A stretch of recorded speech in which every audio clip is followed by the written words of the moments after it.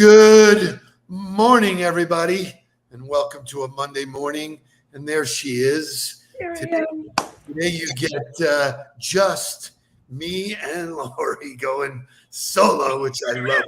It's kind of neat when you add that third voice. It kind of gets crowded. So good to see you Yes, I like having you all to myself.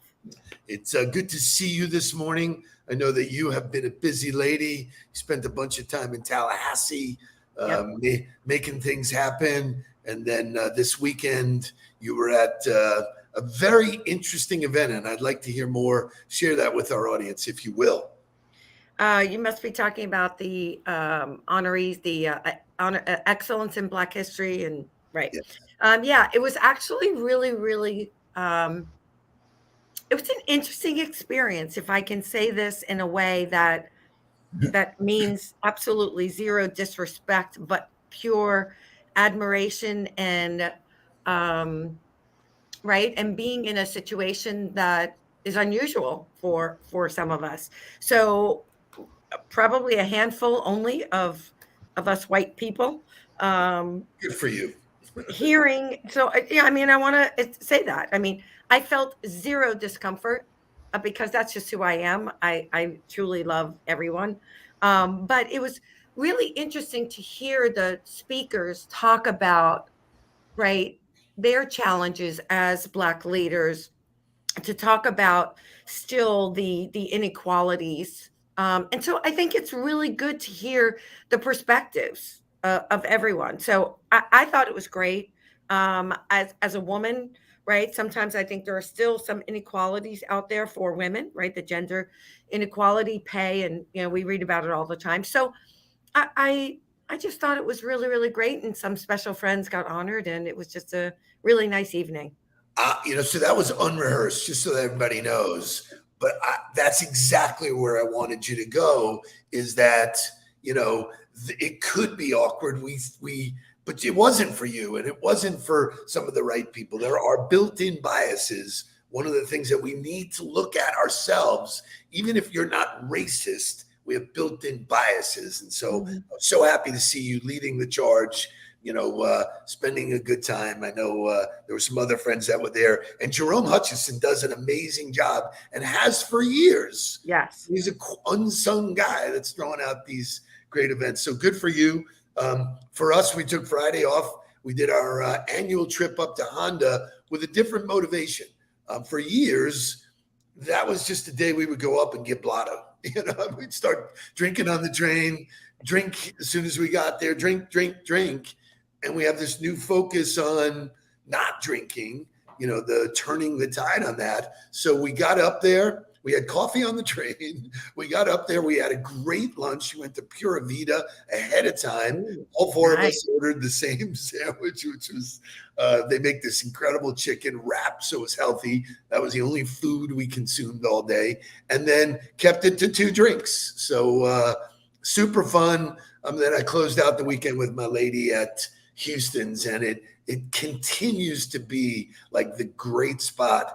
One story about this picture in the middle, you see me, Mark, and Jake with another guy with glasses.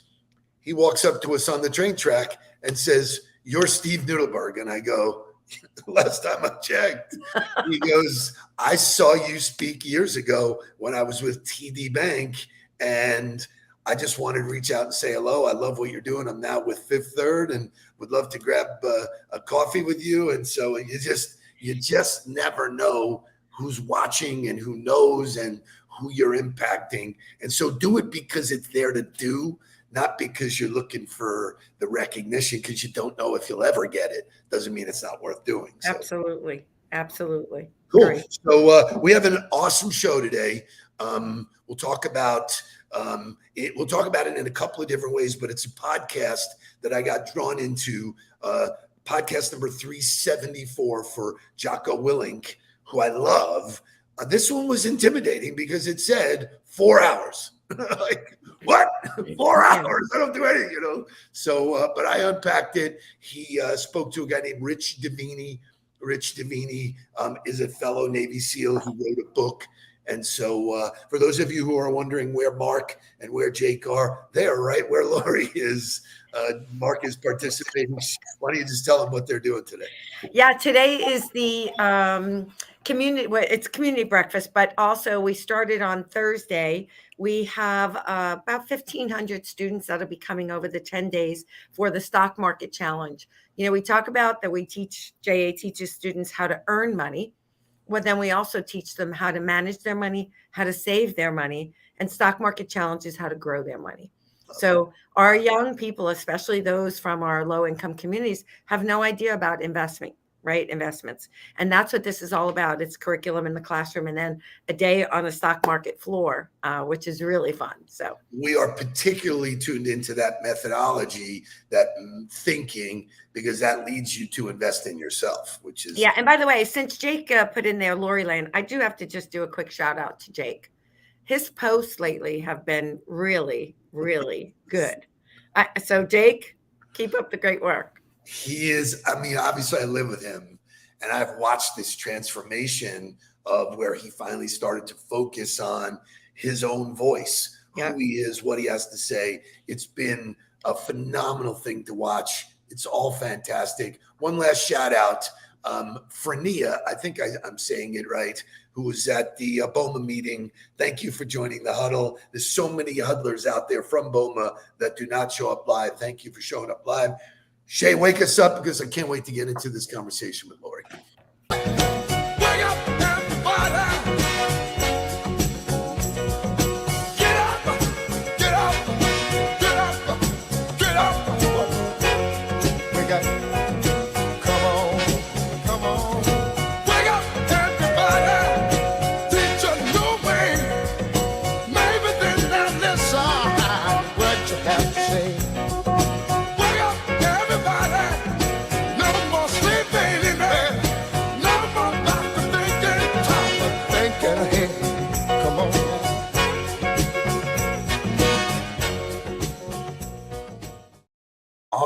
All right. It is February 27th, just as a reminder. We have 2 days left and the month is over. Done. Which is, we're going to be in March. What happened? Crazy. Holy moly. I'm really, I'll show you the architecture of how this stuff happens. I follow Jocko a lot. He puts out great videos, great little snippets. He's a very unique individual who is committed to the certain lifestyle. I don't think he has fun. Like I don't see him as a fun guy. I see him as totally just committed, but he puts out some real gems. You know, obviously the book Extreme Ownership, but he put out something on Friday that I caught on Twitter that was amazing. Shay, show me. It's Friday already.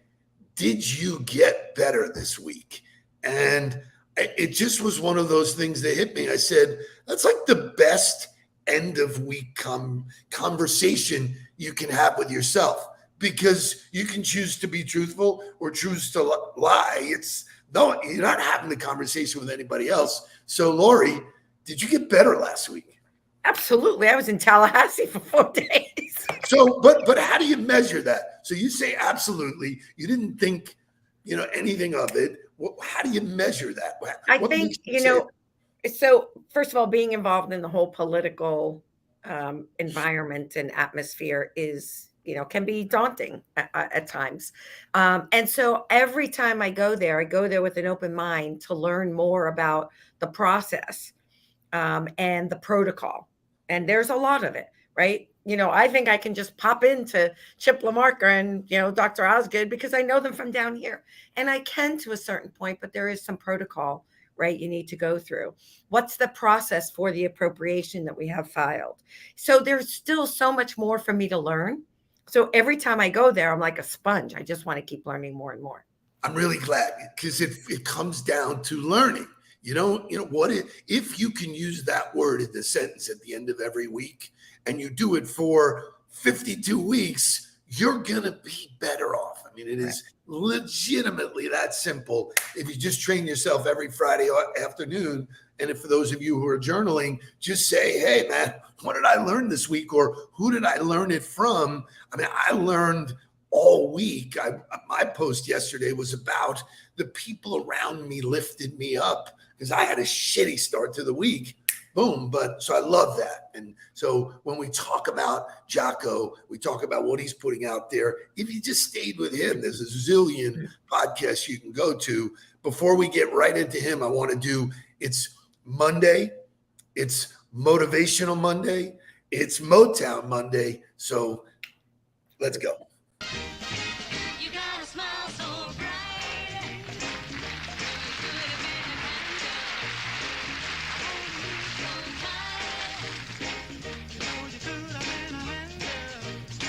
The way you swept me off my feet. You know you could have been a brute. The way you smell so sweet. You know you could have been some perfume. Well, you could have been anything that you wanted to have to do. The way you do all. So Love the that. reason why I picked that song, first of all, any Motown on Monday Hey, is right. going to start the week. But the way you do the things you do, I mean, Jay poses another great question: is getting better multidimensional? Is it feeling or actual score or both? Right? Yeah, I think it can be both. Yeah. I think it's both. I mean, You just talked about an emotional way that you got better. I talked about a results, right? A score in a sense. So I think it's both. Awesome. So I started on Friday with Jocko. Then I went deep in Jocko and I found his newest podcast, number 374, which I said he did with this guy, Rich Devaney. Rich Devaney wrote a book called The Attributes. And I'll give you the attributes. It's 25 hidden drivers of optimal performance. And in summary, he developed the idea that of attributes as a means of better selecting candidates after realizing that assessing for skills was not as useful. So there's this skills versus attributes conversation that's just mind-blowing. Shay, show me Jocko. Kaufman realized, in other words, that he wasn't looking for recruits who knew how to do the job, but rather men who could do the job. The difference in that single word between how and could is enormous. The required skills, diving, cartography, demolition, and so on, could always be taught. What Kaufman needed were men with certain innate attributes, traits that are hardwired into each person's core. So I want your take, because when I sent it to you, you said great topic. So I love this. I love this. And it's really interesting because we, or I should say my team, right, they interview everyone that comes on. They look for those technical skills. I never put a word to it, but what I look for are those attributes, right? So do I see that passion, right? Do I see the courage that somebody has the courage to take risks, right? Strategic risks, but risk. Do I see that they're coachable? Right. Which, by the way, wasn't listed as one of those attributes, at least in everything that I read. But that's a really big one for me. Some empathy, right? Accountability. And so those are the things when I interview people. And since I started doing that, our team, they are so committed to growth. They understand the scorecards and the reason for accountability, right? It's just totally different. So what's interesting for me is, and I use this slide very often in my presentations about mindset, and I always said that mindset started with attitude.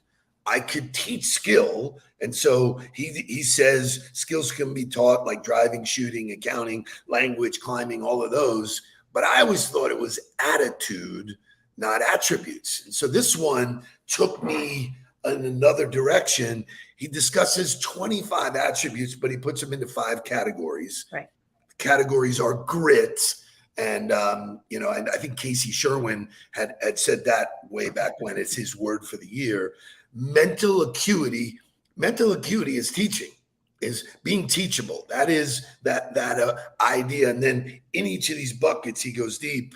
Drive, which Paula Bird just talked about. Leadership and team ability. And what I loved was it's leadership as an individual. Like, how are you leading yourself? How are you setting an example? And Rich gets into it a little deeper. So we'll look at one more video and then we can bring home the conversation. because I heard it when I first got to Buds, because it obviously happened sometime before me, maybe even way before us. But the story goes that, and back then, the story goes, this kid shows up and he wants to be a SEAL, and they basically say, well, you need to swim, 50 meters. And he's like, okay. So they take this kid to the pool, and it's going to be 25 meters one way and 25 meters back. And the kid jumps in the pool and sinks right to the bottom and starts walking across the bottom of the pool to one end, and then walks across the bottom of the pool back to the other. And he comes up and he's gasping for air, nearly drowning. And the instructor looks at him and says, what the hell are you doing? And the kid, who's still gasping his breath, looks at the instructor and says, I'm sorry, instructor, I don't know how to swim. And the instructor pauses for a second, looks at the kid and says, that's okay, we can teach you how to swim, right? There you go. And it's because the instructor knew if this kid had the attributes, the balls, that's one. I guess that could be an attribute, right? But to show up to Navy SEAL training, not knowing how to swim, teaching him to swim, the skill was going to be the easy part, right? And so the idea is, and we go into business. Obviously, I don't. Some skills are necessary just for basic entry, right? But if you want teams, if you want the highest performing teams on the planet, which are teams that not only do well when things are going well, they do well when things are not going well, you have to look at attributes. And so I in the book, I talk about this dream team paradox where you hear it all the time. These teams are put together, best graphics designer, best marketer, best lawyer, whatever, best. And then they slowly turn, and they go well when things are going well, right? Yeah. But as soon as the environment changes, as soon as things go sideways, the team turns toxic. And if you haven't built your team on the attributes, you're not going to have a team that survives. Yeah. Amen. So I got into this and I'm like deep into it. I'm about an hour and 30 minutes into it. And I realize it's a 4-hour podcast. So I'm like, whoa, I send the initial notes to Mark and I said, you won't be there Monday, but I'm going deep into this with Lori because I think this is the new way that people are going to get measured. You can have these 5 categories and then he goes deep into those categories. So let's look at mental acuity, situational awareness, compartmentalization, task switching, and learnability.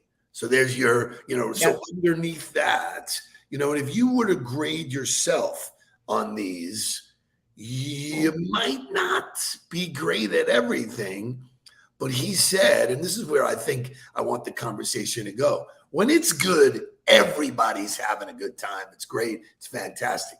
It's when the shit hits the fan that you really know who you're dealing with. And you may never know that until that time. That's the hard part about hiring. Listen, didn't we just go through that with COVID? Yeah. Right? We saw. Great example. Who had these attributes. We saw the leaders in the community. We saw the leaders on our team that had these attributes, and the teams and the organizations that had people with these attributes, right, were the ones who came out of it, in my opinion, right? They pivoted. I hate that word now because of COVID, but They pivoted, for lack of a better word, right? They were creative. They came up with new things. They were empathetic for what their teams and their people and what other people were going through. That was a clear example to me of seeing, right, who had those attributes and who didn't. So, for me, there's a couple of takeaways here. There's so much learning that's at our fingertips. I mean, all you need to do, and I asked this question last week, does anybody in the room own a library? Nobody raised their hand. One person meekly said, yeah, I have a room in my house. I go, it's not what I'm talking about. I said, everybody have an iPhone? They all hold it up. I go, there's your library. I mean, there's so much. It's almost overwhelming to me how much you could learn if you take the time, and whether you spend 4 hours or 20 minutes, in a podcast. There's so much. I think one of the reasons why Jake's content is better is that he started reading. He's reading. He has different perspective. I mean, he's blowing through books. I have him reading The Tipping Point now, which you have not read that. Let me just tell you something. Go read The Tipping Point, because it was written pre-social media. And Jake keeps telling me, he goes, Dad, this is incredible what's going on here. But the learning that's, when you talk about commitment, these questions become easy to answer on Friday. Did I learn? Yes. I listened to this podcast. Now, Mark used a word at the beginning of the year called unfuckwithable, which caused a little controversy, depending on how you are with language or whatever. But Nancy Stelway sent me something about a guy who wrote about it. dictionary Yep. definition. And all of a sudden, I'm into a new guy that is pouring stuff into me. His name is Ben Meir. So who's pouring into you, Lori? You know, my favorite, one of my favorites is Mark Miller. I've read every single one of his books several times. I just think they're so easy to read, and it's like, oh, okay, I see how I could put this into action, right? They're not 400-page books. They're 120 pages each, which is about what I love, right? Because those 400-page books on leadership can get to you sometimes, and you're like, put it down and go, okay, I can't read anymore. But so I love it. He has a new one out now on culture, which I just ordered, but I love his books, and I go back and read them all the time. So that one is for me. But I don't want to pass over Melissa Graves' question in the Awesome. chat. Can you teach or develop attributes in others? And I think that's a really interesting question. And I thought about it before I read everything that you sent me. And so I think I was pretty much in sync. I've made this. So I think some of it is ingrained in who we are. I do think there's a little bit of that. But I do think that you can, with intention, develop attributes. But you need to be intentional about it, right? If I'm going to develop empathy, like I always kid, Casey said something one day about, oh boy, that was very empathetic. I go, yeah, I'm working on that. Right. Yeah. And he laughed because I'm a very results driven, right? It's like, okay, get up, wipe your knee off and let's go. But sometimes people need a little bit more than that.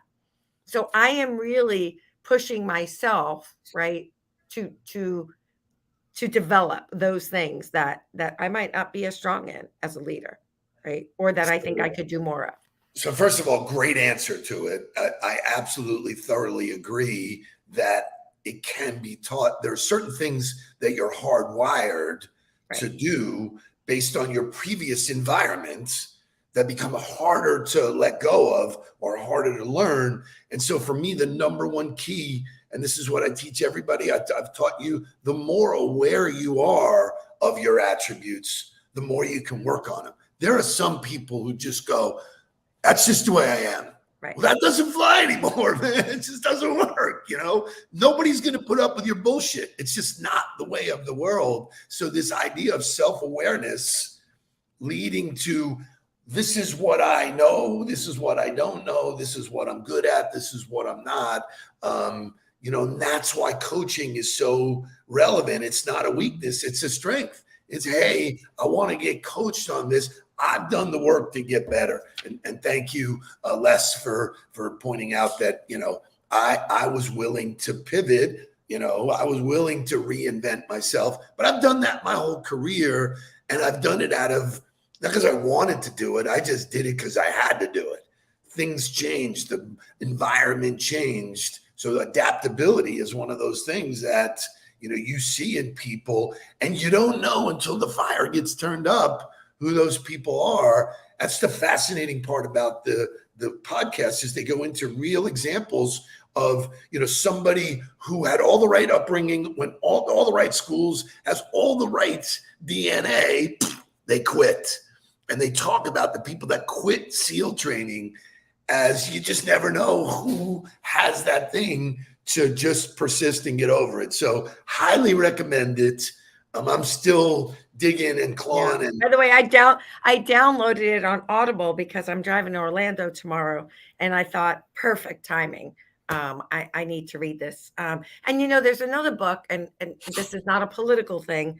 So you either love her, you may like her or not like her because of the political thing, but actually her books are so well written, is Michelle Obama. And I'm reading her new book about